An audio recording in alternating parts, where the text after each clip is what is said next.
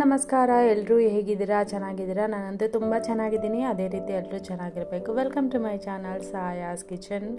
ನಿಮ್ಮ ಹತ್ರ ಭೋಗಿ ಹಬ್ಬದ ದಿವಸ ವಿಡಿಯೋ ಶೇರ್ ಮಾಡಿದ್ದೀನಿ ಅಲ್ವಾ? ಸೊ ಇದು ಬಂದ್ಬಿಟ್ಟು ಸಂಕ್ರಾಂತಿ ಹಬ್ಬದ ದಿವಸ ವಿಡಿಯೋನ ನಾನು ನಿಮ್ಮ ಹತ್ರ ಶೇರ್ ಮಾಡ್ತಾ ಇದ್ದೀನಿ. ಅದಕ್ಕೆ ಕಂಟಿನ್ಯೂ ಆಗಿ ಅಂತ ಅನ್ಕೋಬೋದು. ಗುರುವಾರ ಮಧ್ಯದಲ್ಲಿ ಇನ್ನೊಂದು ವಿಡಿಯೋನೂ ಹಾಕಿದ್ದೆ. ಯಾರಾದರೂ ನೋಡಿಲ್ಲ ಅಂದರೆ ಮರಿದೇ ನೋಡಿ. ಅದನ್ನು ಗುರುವಾರದ ಸ್ಪೆಷಲ್ ಜಾಗರಿ ದೀಪದ ಪೂಜಾ ತುಂಬ ಅಂದರೆ ಸಿಂಪಲಾಗಿ ಮಾಡ್ಕೋಬೋದು. ತುಂಬ ಒಳ್ಳೆಯದಾಗುತ್ತೆ. ನೋಡಿ, ಖಂಡಿತ ಇಷ್ಟವಾದಲ್ಲಿ ಈ ವಿಡಿಯೋ ಮರಿದೇ ಒಂದು ಲೈಕ್, ಶೇರ್, ಕಾಮೆಂಟ್ ಮಾಡಿ, ಸಬ್ಸ್ಕ್ರೈಬ್ ಮಾಡ್ಕೊಂಡು ನೋಡಿ. ಯಾಕಂದರೆ ಸಬ್ಸ್ಕ್ರೈಬ್ ಆಗ್ತಾ ಇದ್ರೆ ನನಗೂ ಒಂಥರ ಮೋಟಿವೇಟ್ ಆಗುತ್ತಲ್ಲ. ಸೊ ಹಾಗಾಗಿ ನೋಡಿ, ಇವತ್ತು ಅಂದರೆ ಸಂಕ್ರಾಂತಿ ಹಬ್ಬದ ದಿವಸ ನಾವು ಏನೆಲ್ಲ ಅಡುಗೆ ಅಂದರೆ ದೇವ್ರ ನೈವೇದ್ಯಕ್ಕೆ ಏನೆಲ್ಲ ಇಟ್ಟಿದ್ವಿ ಅಂತ. ಇದು ಬಂದ್ಬಿಟ್ಟು ಕೊಬ್ಬು ಮತ್ತು ತೆಂಗಿನಕಾಯಿ ಹೊಡೆದಿದ್ವಿ. ಅದೇ ರೀತಿ ಪೊಂಗಲ್ ಮತ್ತು ಕಡಲೆಕಾಯಿ ಬೀಜ, ಅವರೆಕಾಳು, ಅದು ಹಾಗೆ ಬರುತ್ತಲ್ಲ, ಅದನ್ನು ಬೇಯಿಸ್ಬಿಟ್ಟಿಕ್ಕಿರೋದು ಕಡಲೆಕಾಯಿ ಬೀಜ. ಮತ್ತು ರಂಗೋಲಿ ನೋಡಿ ಹೇಗಿದೆ, ಚೆನ್ನಾಗಿದೆ ಅಲ್ವಾ? ಸಿಂಪಲಾಗಿ ಹಾಕಿದ್ದಾರೆ. ಇದು ನಮ್ಮ ಅತ್ತೆನೇ ಹಾಕಿದ್ದಾರೆ. ಆದಮೇಲೆ ಪೂಜೆ ಎಲ್ಲ ನೈವೇದ್ಯ ಇಟ್ಬಿಟ್ಟು ಪೂಜೆ ಎಲ್ಲ ಮಾಡಿದ್ದಾಗಿತ್ತು. ನೋಡ್ಬೋದು ಯಾವ ರೀತಿ ಇದೆ. ಸಿಂಪಲಾಗಿ ಪೂಜೆ ಮಾಡಿದ್ರೆ ತುಂಬ ಅಂದರೆ ಮನೇಲಿ ಒಂಥರ ಪೂಜೆ ಮಾಡ್ತಾನೆ ಬೆಳಗ್ಗೆ ಸಂಜೆ ದೀಪ ಹಚ್ಚಿದ್ರೆ ತುಂಬ ನಮಗೂ ಮನಸ್ಸು ನೆಮ್ಮದಿಯಾಗಿರುತ್ತೆ.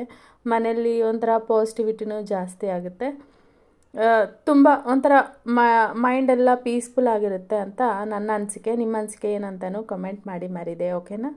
ಆದಮೇಲೆ ನೋಡಿ, ನೈವೇದ್ಯಕ್ಕೆ ನಾನು ಪೊಂಗಲ್ ಮಾಡಿದ್ದೆ ಅಲ್ಲ, ಇದಕ್ಕೆ ಜಾಸ್ತಿ ನಾನು ಹೆಸರುಬೇಳೆ ಜಾಸ್ತಿ ಹಾಕಿದ್ದೆ. ರೈಸ್ ಒಂಚೂರು, ಹೆಸರುಬೇಳೆಗಿಂತ ರೈಸ್ ಕಡಿಮೆ ಹಾಕಿದ್ದೆ. ಬೆಲ್ಲ ಮತ್ತು ತುಪ್ಪ, ಹಾಲು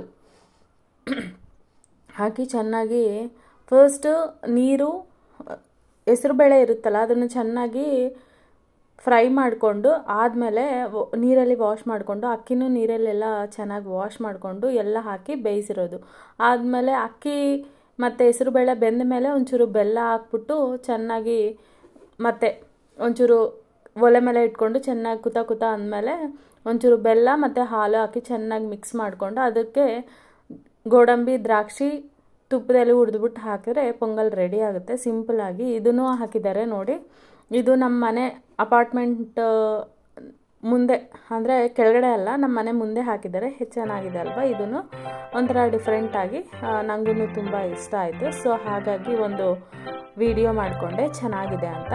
ಆದಮೇಲೆ ಇದು ನೋಡ್ಬೋದು, ಇದು ಸಂಜೆನೂ ಪೂಜೆ ಮಾಡಬೇಕಲ್ವಾ? ಡೈಲಿ ಸಂಜೆ ಬೆಳಗ್ಗೆ 2 ಹೊತ್ತೂ ದೀಪ ಹಚ್ಚಿದ್ರೆ ತುಂಬ ಒಳ್ಳೆಯದು.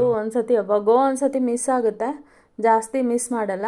ಸಂಜೆ ಹೊತ್ತು ಪೂಜೆ ಮಾಡಬೇಕಾದ್ರೆ ಖಂಡಿತ ನಾನು ದೇವ್ರ ಹಾಡುಗಳು, ಸಂಜೆ ಹೊತ್ತಾದ್ರೂ ಬೆಳಗ್ಗೆ ಹೊತ್ತಾದ್ರೂ ದೇವ್ರ ಹಾಡುಗಳು ಹಾಕ್ಕೊಂಡು ಮನೇಲಿ ನನಗೆ ಬರೋ ಶ್ಲೋಕಗಳು ಏನಾದರೂ ಇದೆಯೋ ಸಿಂಪಲಾಗಿರೋ, ನನಗೇನು ಜಾಸ್ತಿ ಶ್ಲೋಕಗಳು ಬರಲ್ಲ. ದೇವ್ರಿಗೆ ಸಂಬಂಧಪಟ್ಟಿರೋ ಚಿಕ್ಕಾಗ್ಲಿಂದ ನನಗೆ ನಮ್ಮ ದೊಡ್ಡಮ್ಮ ಅವರು ಹೇಳ್ಕೊಟ್ಟಿರೋ ಶ್ಲೋಕ ಶುಕ್ಲಾಂ ವರದರಂ ಒಂದು, ಇನ್ನೊಂದು ತೊಂಡಮುನ ಏಕದಂತಮ ಅಂತ ಒಂದಿದೆ ಅದು, ಮತ್ತು ಓಂ ಮಾತ್ರೆ ನಮಃ ಅಂತ ಅಂದ್ಕೊಂಡು ದೀಪ ಹಚ್ಚೋದು. ದೀಪಂ ಜ್ಯೋತಿ ಪರಬ್ರಹ್ಮ ಅದೂ ಒಂದು ಶ್ಲೋಕ ಇದೆ. ಮತ್ತು ನಾನು ಹನುಮಾನ್ ಚಾಲೀಸಾನು ಓದ್ಕೋತೀನಿ. ಅಂದರೆ ಮಾರ್ನಿಂಗ್ ಪೂಜೆ ಮಾಡಬೇಕಾದ್ರೆ ಹನುಮಾನ್ ಚಾಲೀಸ ಓದ್ಕೊಂಡು ಪೂಜೆ ಮಾಡ್ಕೋತೀನಿ. ಒಂಥರ ನಮಗೂ ಇಷ್ಟ ಆಗುತ್ತೆ. ನಂಗೆ ಪೂಜೆ ಎಲ್ಲ ಮಾಡೋದು ತುಂಬ ಇಷ್ಟ.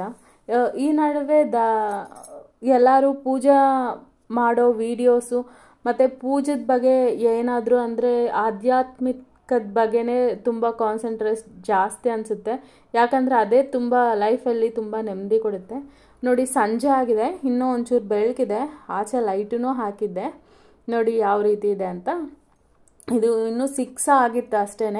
ನಮ್ಮ ಫ್ರೆಂಡ್ ಅವ್ರದ್ದು ಚಿಕ್ಕ ಪಾಪು ಇದೆ ನಮ್ಮ ಅಪಾರ್ಟ್ಮೆಂಟಲ್ಲೇ. ಆ ಪಾಪುದು ಇವತ್ತು ಸಂಕ್ರಾಂತಿ ಹಬ್ಬಕ್ಕಲ್ವ, ಚಿಕ್ಕ ಮಕ್ಕಳಿಗೆ ಶಾಸ್ತ್ರ ಮಾಡ್ತಾರಲ್ವ. ಸೊ ಆ ಶಾಸ್ತ್ರಕ್ಕೆ ಕರೆದಿದ್ರು. ಸೊ ಹಾಗಾಗಿ ಬೇಗ ಪೂಜೆ ಮಾಡಿಕೊಂಡು ರೆಡಿ ಆಗಿಬಿಟ್ಟು ಹೋಗೋಣ ಅಂತ ಹೋಗ್ತಾ ಇದ್ದೀನಿ. ಮನ್ವಿಕ್ ಅಮ್ಮ ನಾನು ಆ ಡ್ರೆಸ್ ಹಾಕೋತೀನಿ, ಈ ಡ್ರೆಸ್ ಹಾಕೊಳ್ಳ ಅಂತ ಹೇಳ್ತಾ ಇದ್ದ. ಬೇರೆ ಡ್ರೆಸ್ ಹೋಗ್ತೀನಿ ಅಂತ ಹೇಳಿದೆ.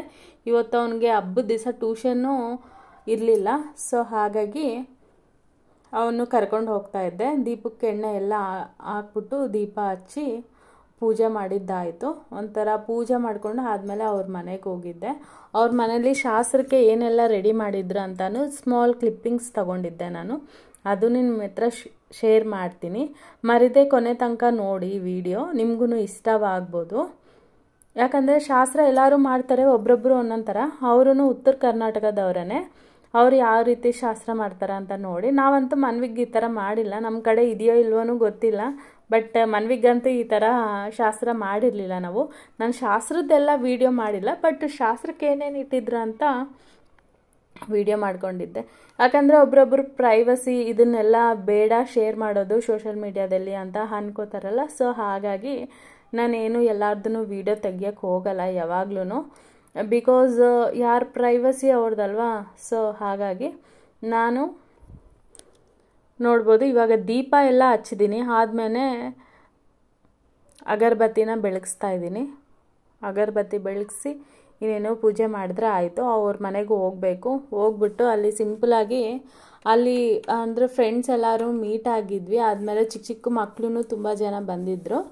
ನನ್ನ ಮಕ್ಳದ್ದೆಲ್ಲನೂ ವಿಡಿಯೋ ಮಾಡೋಕ್ಕೆ ಹೋಗಿಲ್ಲ. ಬಟ್ ಮಕ್ಕಳನ್ನಂತೂ ತುಂಬ ಕಂಟ್ರೋಲ್ ಮಾಡೋದು ತುಂಬ ಕಷ್ಟ. ಮಕ್ಕಳೆಲ್ಲ ಜೊತೆಗೆ ಆಗ್ಬಿಟ್ರೆ ಕಿರ್ಚೋದು, ಚೀರೋದು, ಎಷ್ಟೊಂದು ಚೀರ್ತಾರೆ, ಎಷ್ಟೊಂದು ಕಿರ್ಚ್ತಾರಲ್ವ. ಅವ್ರನ್ನ ಕಂಟ್ರೋಲ್ ಮಾಡೋದು ಅವರು ಅದನ್ನೇ ಸಾಕಾಗೋಗುತ್ತೆ. ಆ ರೀತಿ ಇರುತ್ತೆ ನೋಡಿ. ನಮ್ಮ ಫ್ರೆಂಡ್ ಅವ್ರ ಮನೇಲಿ ಯಾವ ರೀತಿ ರೆಡಿ ಮಾಡಿದ್ದಾರೆ, ಮಗು ಶಾಸ್ತ್ರಕ್ಕೋಸ್ಕರ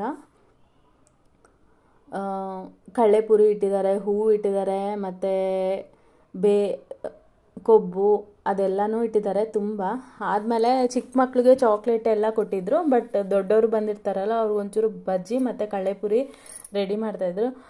ನಮ್ಮ ಫ್ರೆಂಡು ಎಲ್ಲ ರೆಡಿ ಮಾಡಿ ಇಟ್ಟಿದ್ರು. ಪಾಪ ಅವರೇ ಹಾಕಕ್ಕೆ ಹೋದರು. ಬೇಡ ಬಿಡು ನಾವೇ ಹಾಕ್ತೀವಿ ಅಂತ ನಾನು ಮತ್ತು ನನ್ನ ಫ್ರೆಂಡ್ ಇಬ್ಬರು ಸೇರಿಕೊಂಡು ಮಾಡ್ತಾಯಿದ್ವಿ. ಅದು ಬಂದ್ಬಿಟ್ಟು ಅವ್ರ ಅತ್ತಿಗೆ ನಾನು ವಿಡಿಯೋ ಮಾಡ್ತಾಯಿದ್ದೀರಾ ಅಂತ ಹೇಳ್ತಾಯಿದ್ರು. ಕಮ್ಯುನಿಕೇಷನ್ ಅಂದರೆ ತುಂಬ ಗದ್ದಲ ಇತ್ತು. ಸೊ ಹಾಗಾಗಿ ಎಲ್ಲ ತೆಗಿಯೋಕ್ಕಾಗಿಲ್ಲ. ಕಳ್ಳೆಪುರಿ ಮಿಕ್ಸ್ ಮಾಡ್ತಾಯಿದ್ರು. ನಾನು ಒಂಚೂರು ಇದು ಬಜ್ಜಿಗೆ ಮಿಕ್ಸ್ ಮಾಡಿಬಿಟ್ಟು ಆಯಿಲಲ್ಲಿ ಕರೆದೆ. ಸೊ ಅವರು ಸಂಜೆ ಸ್ನ್ಯಾಕ್ಸ್ಗೆ ಬಜ್ಜಿ ಮತ್ತು ಕಳ್ಳೆಪುರಿ. ಈ ವಿಡಿಯೋ ಇಷ್ಟವಾದ ಲೈಕ್, ಶೇರ್, ಕಾಮೆಂಟ್ ಮಾಡಿ, ಸಬ್ಸ್ಕ್ರೈಬ್ ಮಾಡಿ. Thank you.